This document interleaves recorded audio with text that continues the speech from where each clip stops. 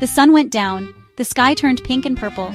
Far away, a castle stood tall. Birds flew home to their nests. It was twilight in the kingdom. A young girl named Cinderella lived there. She had a kind heart and big dreams. Cinderella hoped for a better life.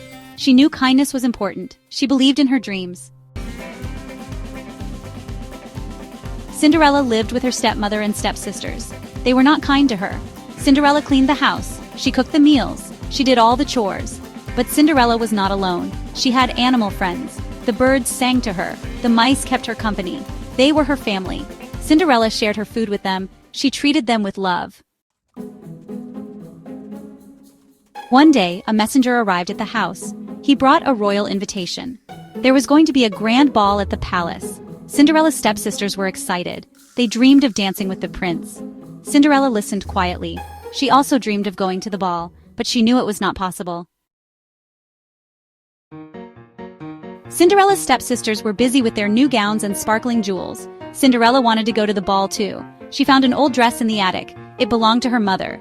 Cinderella carefully repaired the dress. She added ribbons and lace. It was beautiful. But her stepsisters were jealous. They tore the dress to pieces. Cinderella ran to the garden. Tears filled her eyes. Cinderella cried under a big oak tree. Suddenly, a bright light appeared. It was her fairy godmother. "Don't cry, my dear," she said. With a wave of her wand, the fairy godmother transformed everything.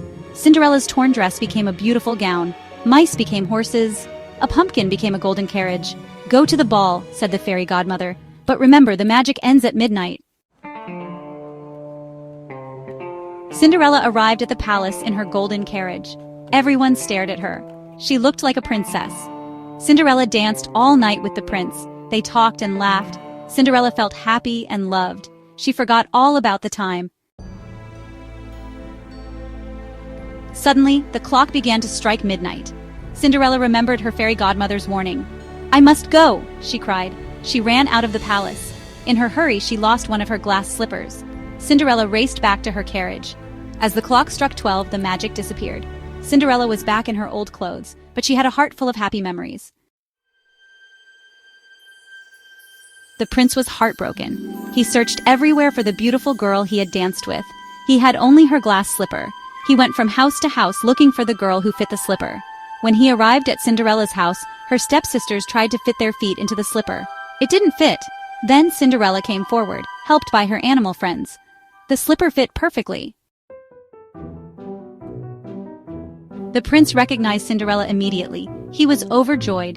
He took her back to the palace. They were married the very next day. The wedding was a grand celebration. Cinderella was kind and loving to everyone, even her stepmother and stepsisters. They all realized the error of their ways. Cinderella's dream had come true. She had found her happily ever after.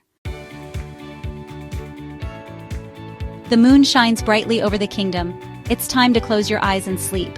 Remember Cinderella and her kind heart. She taught us about courage and hope. Dreams can come true if we believe in them. So sleep soundly and dream sweetly. Good night.